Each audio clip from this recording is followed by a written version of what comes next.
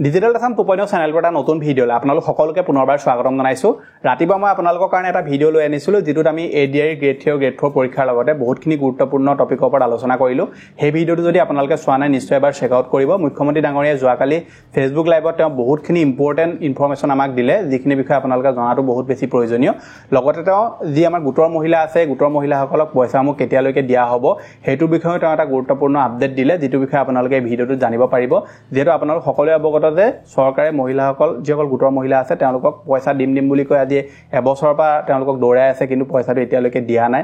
গছ পুলি ৰুলে কাগজ পত্ৰ কৰিলে সকলোবিলাক কৰাৰ পিছতো তেওঁলোকে এতিয়ালৈকে পইচাটো লাভ কৰা নাছিলে। গতিকে মুখ্যমন্ত্ৰী ডাঙৰীয়াই কৈছে যে আপোনালোকৰ যিখন ফাইনেল লিষ্ট আছে যিখন মানে ফাইনেল সিলেকশ্যন লিষ্ট আছে বা আপোনালোকৰ নিৰ্বাচন তালিকা আছে সেইখন এই মাহৰ শেষলৈকে সম্পূৰ্ণ হৈ যাব বুলি কৈছে আৰু এপ্ৰিলৰ 1 তাৰিখৰ পৰা তেওঁলোকে পইচা দিব আৰম্ভ কৰিব বুলি কৈছে। মানে প্ৰথম যিটো পইচা আছে সেইটো তেওঁলোকে বিহালীৰ পৰা দিব। বিহালীৰ যিসকল গোটৰ মহিলা আছে প্ৰথম তেওঁলোকে 10,000 টকাটো লাভ কৰিব। তাৰ পিছত পৰ্যায়ক্ৰমে তেওঁলোকে বাকিখিনি ডিস্ট্ৰিক্টৰ যি মহিলা আছে তেওঁলোকক সেই পইচাটো দিব বুলি কৈছে। এতিয়া আপোনালোকক এই যিটো 10,000 টকা পইচা দিব এনেকুৱা নহয় যে তেওঁলোকে পিছলৈ আৰু পইচা নিদিব। 10,000 টকাটো যদি আপোনালোকে ভালকৈ ইউজ কৰি দেখুৱাব পাৰে তেনেকুৱা ক্ষেত্ৰত আপোনালোকক নিশ্চয় তেওঁলোকে আহিবলগীয়া সময়তো সহায় কৰিব।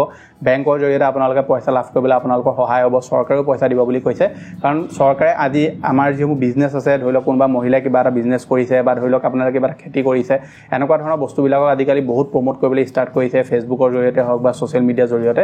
গতিকে আপুনি যদি কিবা এটা ইউনিক কিবা এটা কৰি দেখুৱাব পাৰে বা ধৰি লওক সেই 10,000 টকাটো লৈ যদি আপুনি ভাল এটা স্কেলত বিজনেছ কৰি দেখুৱাব পাৰে যিকোনো ধৰণৰ বিজনেছে হওক আচাৰৰ ব্যৱসায় হওক কাপোৰৰ ব্যৱসায় হওক যিকোনো ধৰণৰ আপোনালোকে যদি বিজনেছ এটা কৰি চৰকাৰক দেখুৱাব পাৰে আহিবলগীয়া সময়ত চৰকাৰে আপোনালোকক বেছিতকৈ বেছি পইচা দিব বুলি কৈছে আৰু আপুনি সেই পইচাটো তেতিয়াহে লাভ কৰিব যেতিয়া আপুনি 10,000 টকাটো লৈ ভালকৈ কষ্ট কৰি কিবা এটা কৰিবলৈ চেষ্টা কৰে। যদি আপোনালোকে ধৰি লওক মোবাইল কিনিলে কাপোৰ কিনিলে বেলেগ কিবা কামত খৰচ কৰিলে তেনেকুৱা ক্ষেত্ৰত চৰকাৰে কোনো ধৰণৰ পইচা নিদিব আৰু আপোনালোকে কিবা এটা কৰিবৰ কাৰণে চৰকাৰৰ পৰা যিহেতু পইচাটো লাভ কৰিব সেইটো আপোনালোকে কৰিব উচিত কামত আপোনালোকে খৰচ কৰিব যাতে আহিবলগীয়া সময়ত এনেকুৱা ধৰণৰ আৰু চৰকাৰে যাতে মানুহক সহায় কৰিবলৈ আগবাঢ়ি আহে। কিন্তু এই যিটো পইচা আছে এই পইচাটো আপোনালোকে একেলগতে সকলোৱে লাভ নকৰে। প্ৰথমে তেওঁলোকে বিহালীত দিবলৈ আৰম্ভ কৰিব তাৰপিছত তেওঁলোকে আহিবলগীয়া সময়ত এই পইচাসমূহ প্ৰত্যেকখন ডিষ্ট্ৰিক্টৰ মহিলাসকলক পৰ্যায়ক্ৰমে দি যাব বুলি কৈছে। আৰু এটা কথা তেওঁ ঘোষণা কৰিলে যে আহিবলগীয়া যিখন তেওঁলোকৰ বাজেট আছে সেই বাজেটখনত তেওঁলোকে নতুন কিছুমান স্কিমৰ ওপৰতো আলোচনা কৰি আছে। এতিয়া সেই স্কিমবিলাক কেনেকুৱা হয় কি হয় কাৰ কাৰণে আহিব সেইটোৰ বিষয়ে কোনো তেওঁৰ ডিটেইলছত একো কোৱা নাই। গতিকে যেতিয়া স্কিমসমূহ মুকলি কৰা হ'ব তেতিয়াহে আমি গম পাম। আৰু আপোনালোকে যিকোনো ধৰণৰ স্কিম এখনত পইচা পাবৰ কাৰণে হ'লে বা চৰকাৰৰ যিকোনো এটা ধৰি লওক সহায় পাবৰ কাৰণে আপোনালোকৰ যিটো বেংক একাউণ্ট আছে সেইটো আপোনালোকৰ আধাৰ কাৰ্ডৰ লগত লিংক হৈ থকাটো প্ৰয়োজনীয় আপোনালোকে নিশ্চয় অৱগত। গতিকে এই যিসকল গোটৰ মহিলা আছে আপোনালোক যদি গোটৰ মহিলা গতিকে আপোনালোক যিসকল গোটৰ মহিলা হয় আপোনালোকে পইচাটো পাবৰ কাৰণে আপোনালোকৰ আধাৰ বেংকৰ লগত লিংক হৈ থাকিব লাগিব আৰু তেতিয়াহে আপোনালোকে সময়মতে পইচাটো লাভ কৰিব।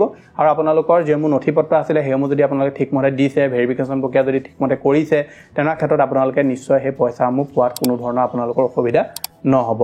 গতিকে এইটো আছিলে যে আপোনালোক দিবলগীয়া ইনফৰমেশ্যন। আশা কৰিছোঁ আপোনালোকে ভিডিঅ'টো চাই ভাল পালে। যদি ভাল পালে ভিডিঅ'টোত লাইক এটা কৰিব। চেনেলটোলৈ যদি প্ৰথম আহিছিলে ছাবস্ক্ৰাইব কৰি ল'ব এনেকুৱা ধৰণৰ ইনফৰমেটিভ ভিডিঅ' ৰেগুলাৰ চাবৰ কাৰণে। লগ পাম মই এটা নতুন ভিডিঅ'ত আজিলৈ ধন্যবাদ।